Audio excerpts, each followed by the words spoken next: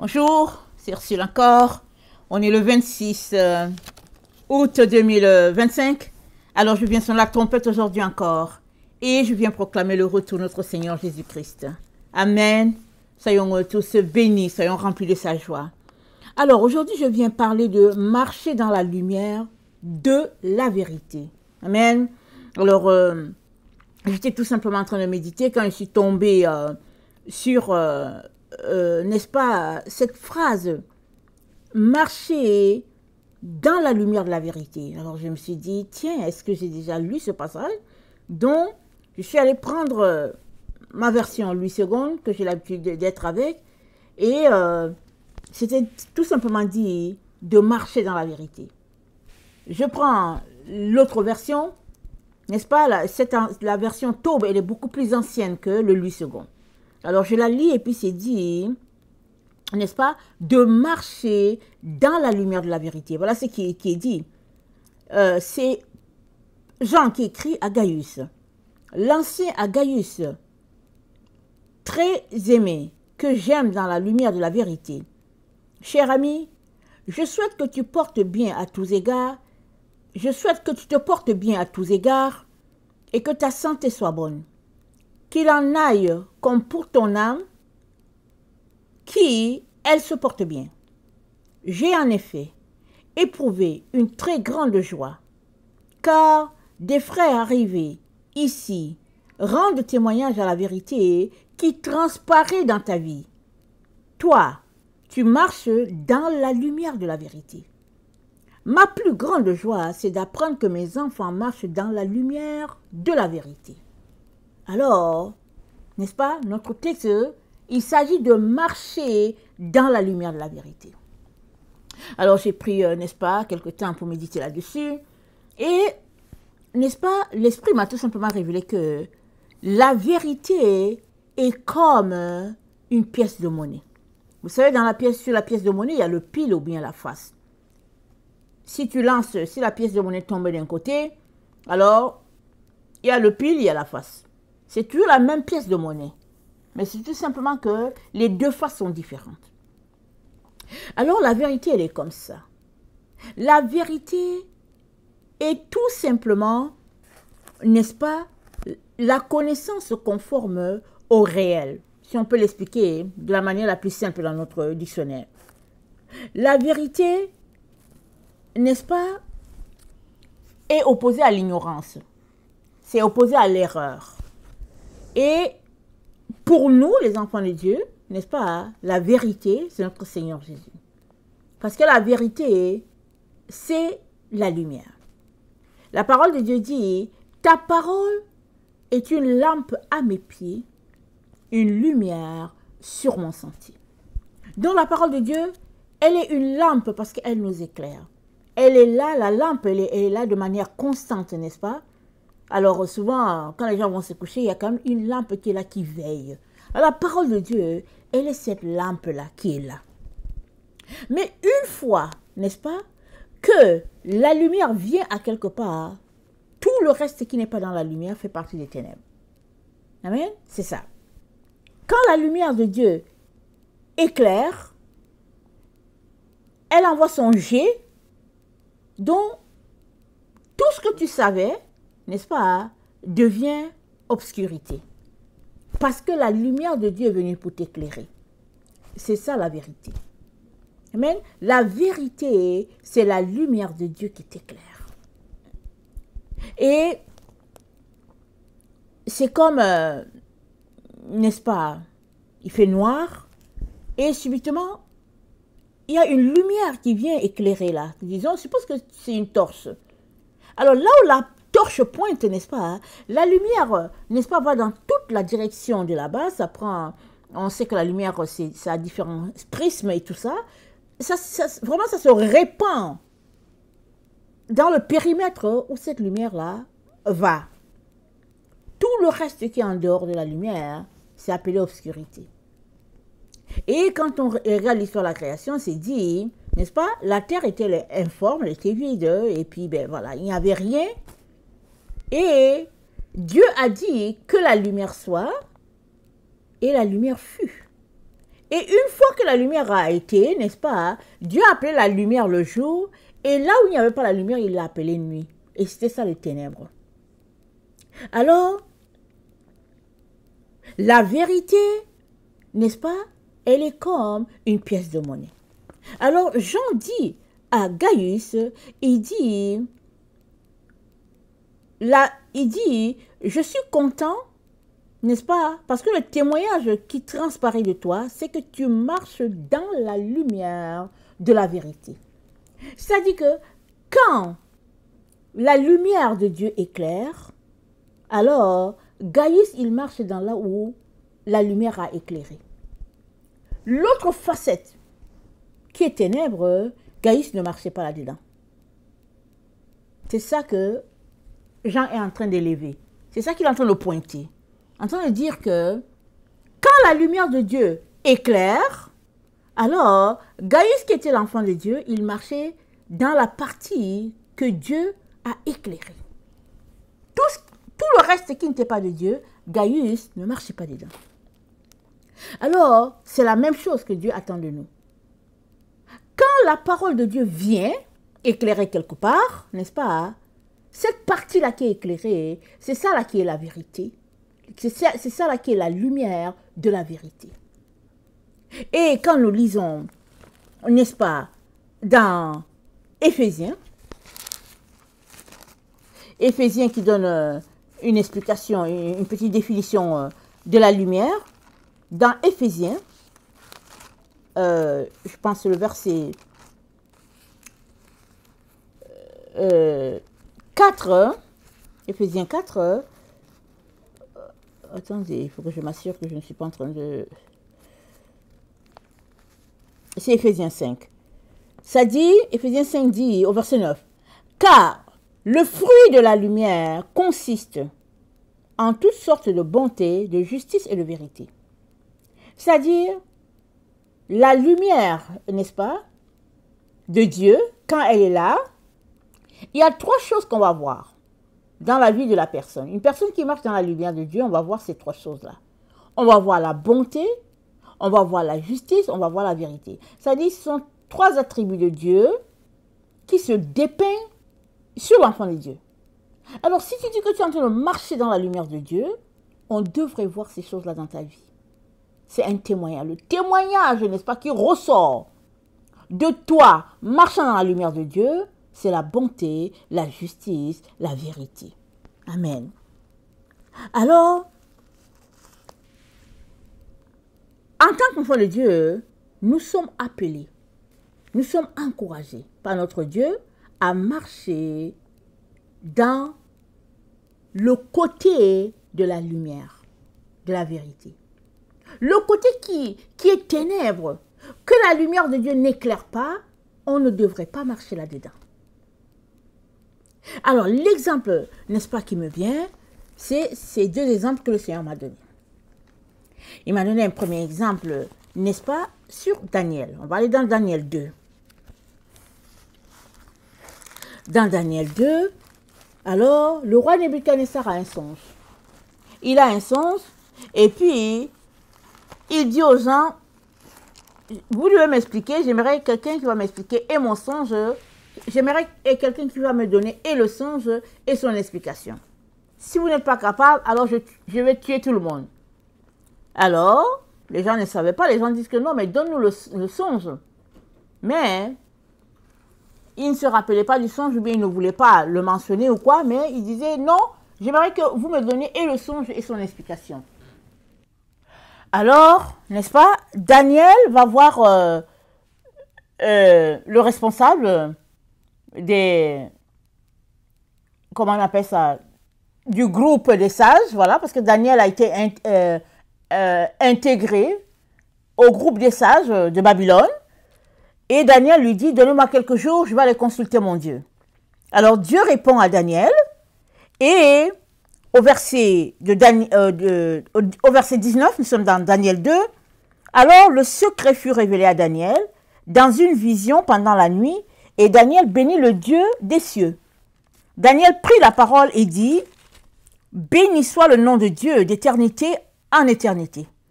À lui appartiennent La sagesse est la force, celui qui change les temps et les circonstances, qui renverse et qui établit les rois, qui donne la sagesse aux sages et la science à ceux qui ont de l'intelligence. Il révèle ce qui est profond et caché.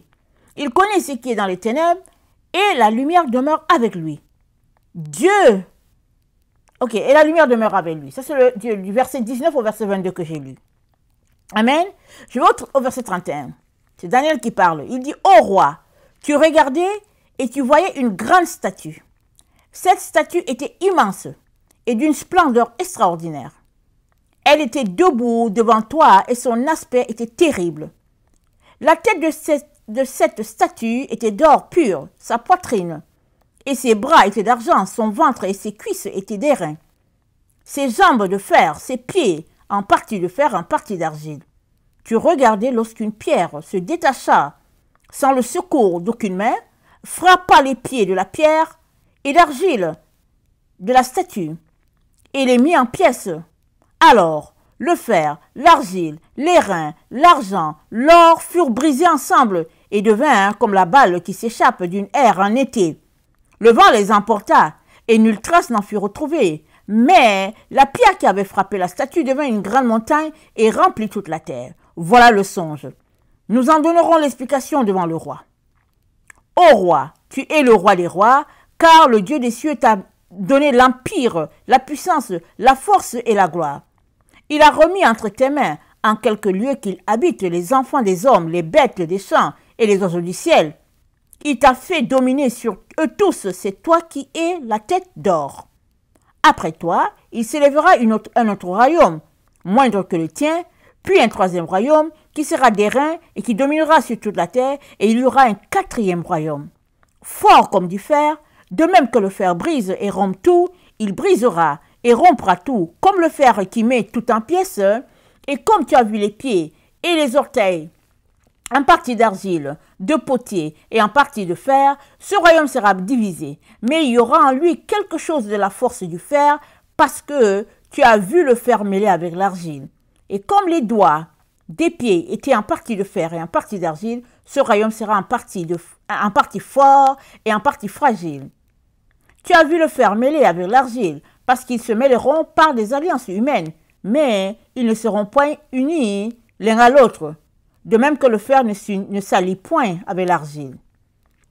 Dans le temps de ces rois, le Dieu des cieux suscitera un royaume qui ne sera jamais détruit et qui ne passera point sous la domination d'un autre peuple. Il brisera, anéantira tous ces royaumes-là et lui-même subsistera éternellement. C'est ce qu'indique la pierre que tu as vue se détacher de la montagne, sans le secours d'aucune main, et qui a brisé le fer, l'airain, l'argile, l'argent et l'or. Le grand Dieu a fait connaître au roi ce qui doit arriver après cela. Le songe est véritable, son explication est certaine. Alors, le roi Nebuchadnezzar tomba sur sa face et se prosterna devant Daniel, et il ordonna qu'on lui offrît des sacrifices et des parfums. Le roi adressa la parole à Daniel et dit, en vérité, votre Dieu est le Dieu des cieux et le Seigneur des rois, et il révèle les secrets parce que tu as pu découvrir ce secret. Amen, on va s'arrêter là. Alors, voilà ce qui se passe. Dieu révèle le secret, n'est-ce pas, à Daniel, et Daniel explique au roi tout ce qu'il a vu. Ça, c'est la lumière. Amen. Quand Dieu révèle quelque chose, c'est la lumière. Alors, Jean, il dit à Gaius, je suis content de ce que tu marches dans la lumière de la vérité.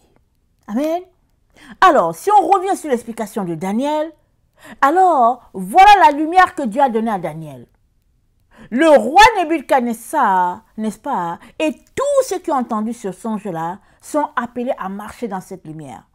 C'est-à-dire, sont appelés à réaliser que, oui, le roi Nebuchadnezzar est le roi puissant sur la terre, mais que Dieu est au-dessus de lui. Amen. Voilà ce que Dieu a donné comme explication. Et puis, ça dit, le roi Nebuchadnezzar a eu dans son songe, n'est-ce pas, le plan de Dieu lui montrant, n'est-ce pas, ce qui allait se passer sur la terre. Comment 4 royaumes mis en place par les hommes vont n'est-ce pas, s'ériger, mais que le royaume de Dieu va venir, n'est-ce pas, dominer cela par juste une petite pierre. Et nous savons que la petite pierre, c'est notre Seigneur Jésus-Christ. Ça, c'est la lumière. Alors, que doit faire quelqu'un qui reçoit la lumière de Dieu? Il doit se prosterner devant Dieu, comme a fait le roi Nebuchadnezzar. Et après, n'est-ce pas, il doit marcher dans ce que Dieu a dit. Parce que c'est Dieu qui est au-dessus de tout. Mais qu'est-ce qui s'est passé avec le roi Nebuchadnezzar? Le roi Nebuchadnezzar a eu connaissance de ce rêve-là, par Daniel. Il a eu connaissance de son explication. Et qu'est-ce que le roi Nebuchadnezzar a fait? Il a marché dans l'autre facette de cette lumière. Regardons Daniel 3. Dans Daniel 3, amen, dans Daniel 3, au verset, attendez, je vais regarder, au verset 1, c'est dit, le roi Nebuchadnezzar fit une statue d'or, haute de 70 coudées et large de 6 coudées, et il la dressa dans la ville de Dura, dans la province de Babylone. Le roi Nebuchadnezzar fit convoquer les satrapes, les intendants et les gouverneurs, les grands juges, les trésoriers, les juridiques consultes, les juges et tous les magistrats des provinces pour qu'ils se rendissent à la dédicace de la statue qu'avait élevée le roi Nebuchadnezzar. Alors, les satrapes, intendants, gouverneurs, grands juges, trésoriers, jurisconsultes, juges, tous les magistrats, les provinces s'assemblèrent pour la dédicace de la statue qu'avait élevée le roi Nebuchadnezzar. Ils se placèrent devant la statue qu'avait élevée le roi Nebuchadnezzar. Un héros cria à haute voix, « Voici ce qu'on vous demande au peuple, nation humaine et nation des hommes et toute langue. » Donc il a été demandé aux gens de se courber devant la statue. Voilà le côté sombre de la vérité qui a été révélée. La lumière est venue par Daniel. Dieu a donné la lumière à Daniel afin que le roi Nebuchadnezzar, n'est-ce pas, saisisse ce que Dieu est en train de dire, marche dans ce que Dieu a planifié, mais malheureusement, ce n'est pas ça qui s'est passé. Le roi Nebuchadnezzar a bien entendu l'explication de Dieu, il est parti ériger sa statue. Et si bien que, n'est-ce pas, Daniel qui a donné l'explication devait venir aussi se mettre devant la statue, l'adorer, n'est-ce pas? Ce que Daniel n'a pas fait. Amen, Daniel ne l'a pas fait.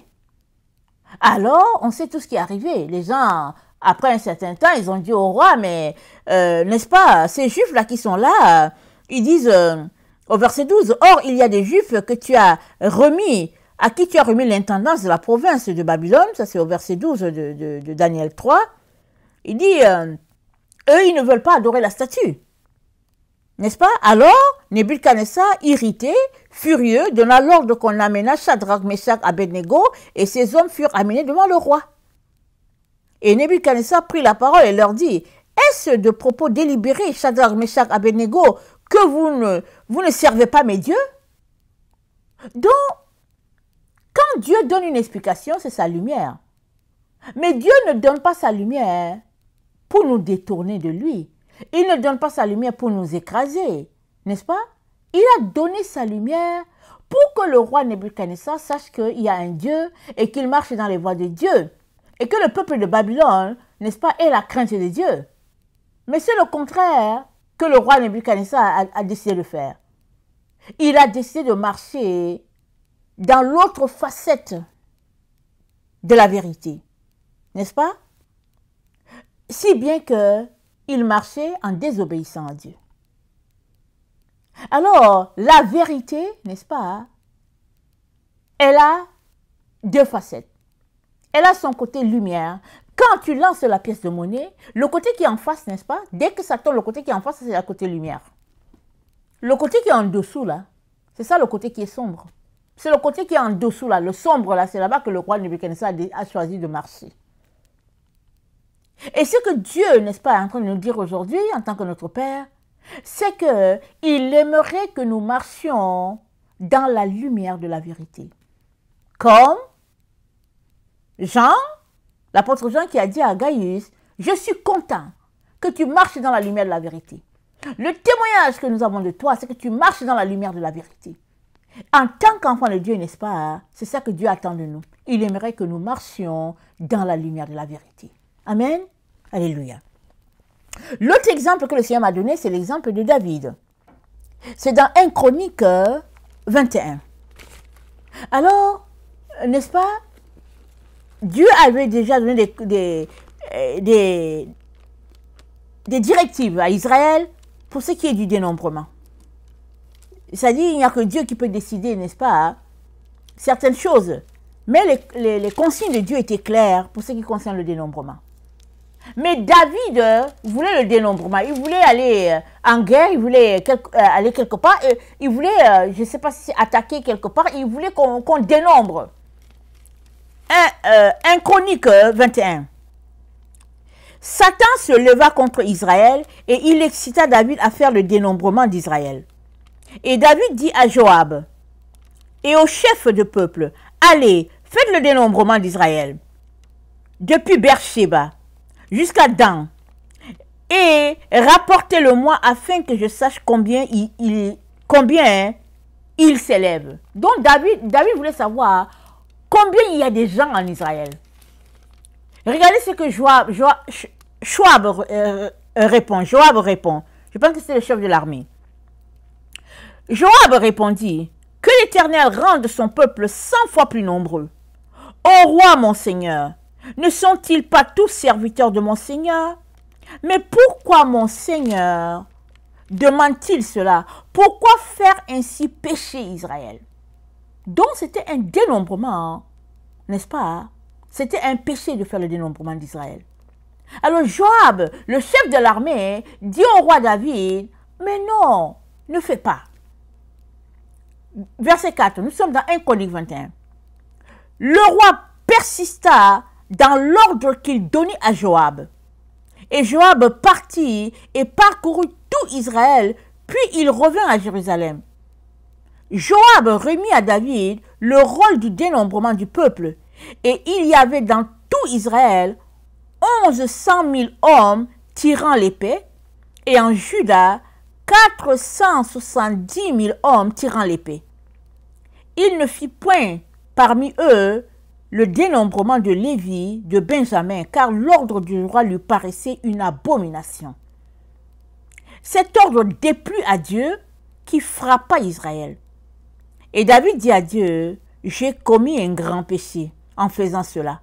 Maintenant, daigne pardonner l'iniquité de ton serviteur, car j'ai complètement agi en insensé. L'Éternel adressa ainsi la parole à Gad, le voyant de David. Va dire à David, ainsi parle l'Éternel, je te propose 3 fléaux. Choisis-en un, et je t'en frapperai. Gad alla vers David et lui dit, ainsi parle l'Éternel. Et il lui donne les 3 fléaux. Et, n'est-ce pas? Verset 13. David répondit à Gad, je suis dans une grande angoisse.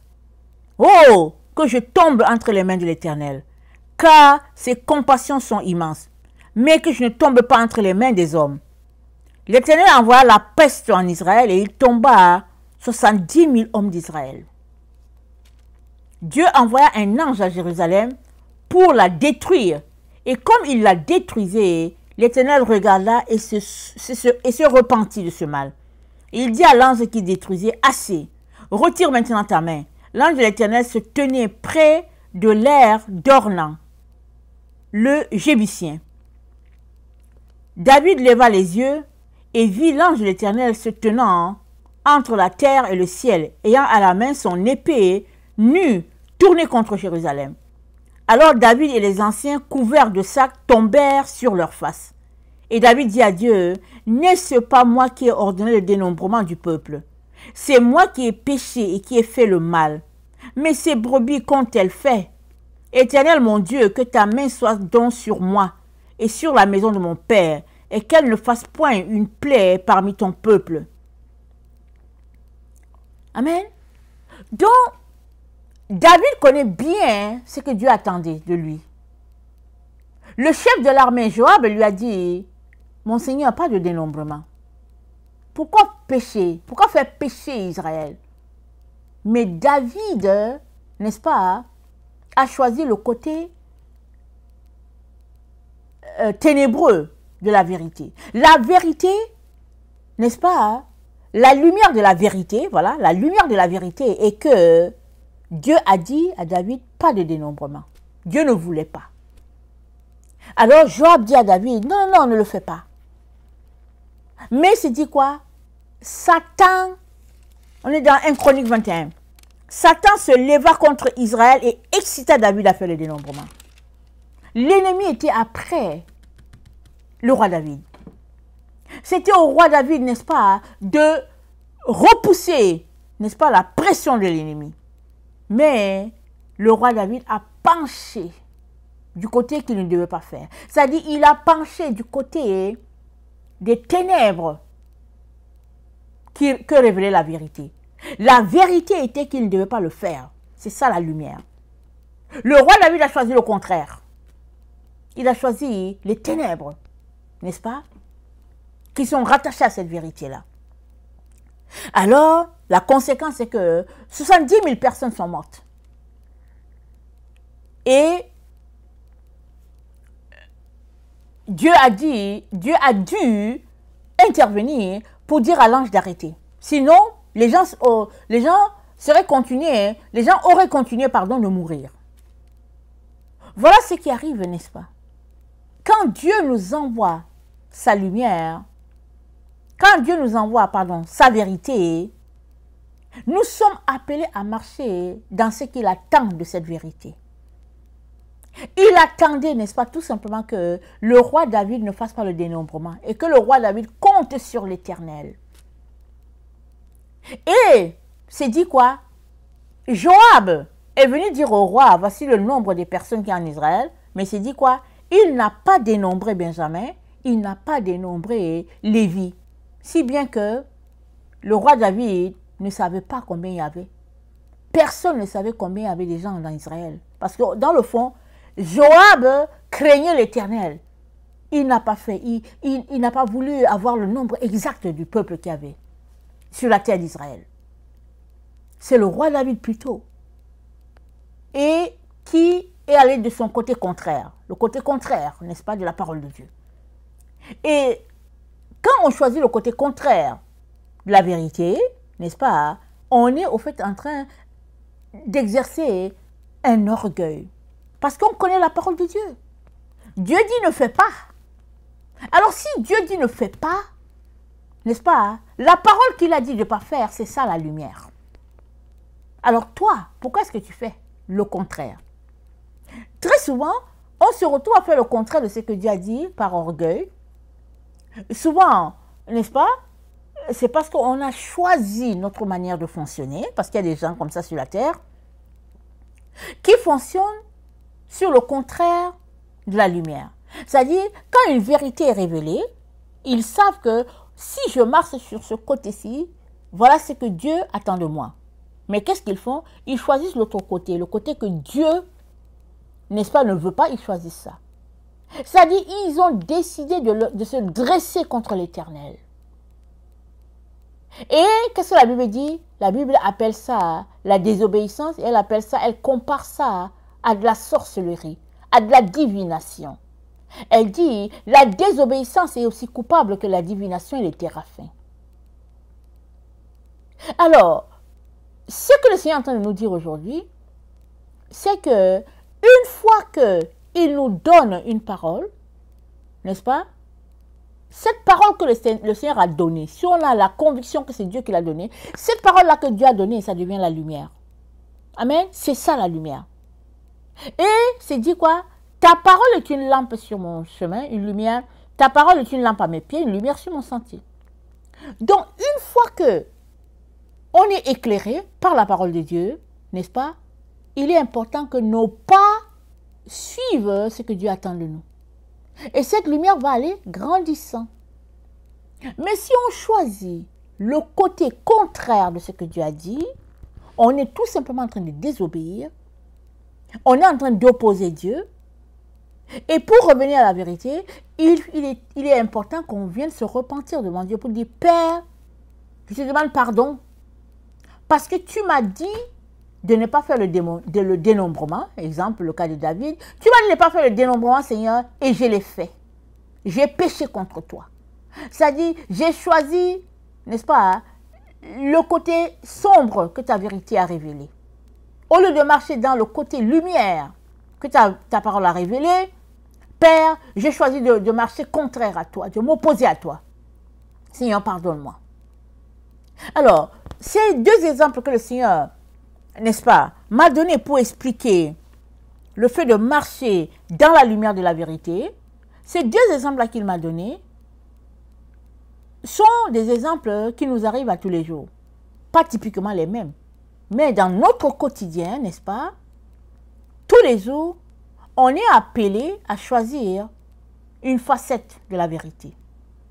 Une fois que Dieu nous donne sa vérité, on est appelé à choisir une facette. Et la vérité est de Dieu. Où la trouve-t-on? On la trouve dans sa parole. Mais devant la vérité, devant la lumière, que fais-tu? Amen. Que fais-tu devant la lumière? Il est important, n'est-ce pas, que désormais, si Dieu t'apporte sa lumière, il est important que tu choisisses de marcher dans ce que Dieu a dit. Même si tu trouves ça difficile, dis au Seigneur, Seigneur, viens à mon secours. Je choisis de marcher dans la lumière de ta vérité et non dans les ténèbres. Alors que tu fais ça, alors que tu t'engages à marcher dans la lumière de la vérité, n'est-ce pas, tes pas vont aller, n'est-ce pas, de fermeté en fermeté dans le Seigneur. Et c'est comme ça que tu vas développer, n'est-ce pas, le fruit de l'esprit. Parce que plus tu obéis à Dieu, plus Dieu vient t'ajouter, n'est-ce pas, dans ta marche avec lui, plus tu finis par avoir, n'est-ce pas, les attributs qui sont en Jésus et puis qui sont en Dieu, et tu finis par manifester les fruits de l'esprit. La joie, la paix, la bonté, la bénignité, n'est-ce pas, la tempérance, c'est-à-dire, toutes ces choses-là, il y en a 9. Il y a le fruit de l'esprit, il y a 9 compartiments. Donc, plus on obéit à Dieu, plus on va se voir, n'est-ce pas, acquérir des choses, c'est-à-dire des qualités, des attributs qu'on n'avait pas. Et ça, c'est la récompense, n'est-ce pas, qui vient avec le fait d'obéir à Dieu. Si on revient sur le cas du roi Nebuchadnezzar, qui a choisi le côté contraire de son rêve, n'est-ce pas, et qui a continué de s'enorgueillir, il est venu un jour où Dieu a dit assez. Et quand il s'est levé encore pour parler de la richesse de son royaume, la Bible nous dit, en tout cas il a perdu le sens, et puis pendant 7 ans il est parti habiter avec les animaux, et finalement le bon sens lui est revenu, et il a demandé pardon, il a dit, je reconnais que c'est le Dieu, n'est-ce pas, que je reconnais en vérité que le Dieu d'Israël, c'est lui qui est le vrai Dieu. Et il a été réhabilité, n'est-ce pas, dans son poste de roi. Tout cela pour dire que tant et aussi longtemps que toi et moi marchons dans ce que Dieu a dit, Dieu sera avec nous. Il va nous conduire, il va nous diriger, il va nous orienter. Et c'est une décision personnelle que nous faisons. Dieu ne va pas nous obliger. Mais son amour est tel qu'il va nous montrer sa lumière. Regardez, le roi Nebuchadnezzar était un roi qui ne connaissait pas le Dieu d'Israël. Et pourtant, c'est à lui que Dieu a révélé ce qui allait se passer. Pourquoi? Parce que Dieu est bon. Il est bon envers tous les peuples. Et ce qu'il aimerait, c'est que, n'est-ce pas, tous nous parvenions à la connaissance de la vérité. Ce qu'il aimerait, c'est que si toi, tu as le Seigneur Jésus, il aimerait que par toi, beaucoup de gens viennent à Jésus. Il aimerait ça. Maintenant, comment te comportes-tu? Bien évidemment, on a tous des faiblesses. Mais on a des faiblesses. Une fois qu'on reconnaît notre faiblesse, demandons pardon à Dieu. Mais il est important qu'on sache que nous sommes le témoignage de Dieu, là où nous nous trouvons. Nous sommes la lumière de Dieu, là où nous nous trouvons. Il est important qu'on marche dans la lumière tout le temps. Et non qu'on marche dans une vie sous forme de zigzag. Aujourd'hui, on marche dans la lumière parce que ça nous arrange. Demain, ça ne nous arrange pas, on marche dans les ténèbres. Après demain, ça ne nous arrange pas, on marche dans les ténèbres. Et puis après, le jour que ça nous arrange, on va marcher dans la lumière. Non. Chers frères et chères sœurs, ne faisons pas ça. Choisissons de marcher dans la lumière. Une fois que la vérité est révélée, choisissons son côté lumière. Même s'il y a des conséquences, n'est-ce pas, néfastes qui viennent avec pour nous, choisissons la lumière. Parce que là où il y a la lumière, là se trouve l'Éternel des armées. Et il va agir afin que, n'est-ce pas, sa gloire se répande sur toute la terre. Alors, voilà ce que le Seigneur a pour nous aujourd'hui. Et je vais prier, n'est-ce pas, pour que nous puissions toujours marcher dans la lumière de la vérité. Seigneur Jésus, je veux te dire merci pour cette révélation que tu nous donnes, n'est-ce pas? Le côté, la vérité, pardon, qui est comme une pièce de monnaie. Une fois que tu nous envoies ta lumière, Seigneur, voilà, nous sommes appelés à marcher sur le côté lumière. Et tant et aussi longtemps que nous marchons sur le côté lumière, nous allons nous rendre. Mais il arrive que on peut se retrouver à s'entêter, à choisir le contraire. Comme tous ces exemples qu'il y a dans la Bible, comme toutes ces fois où on choisit le côté contraire.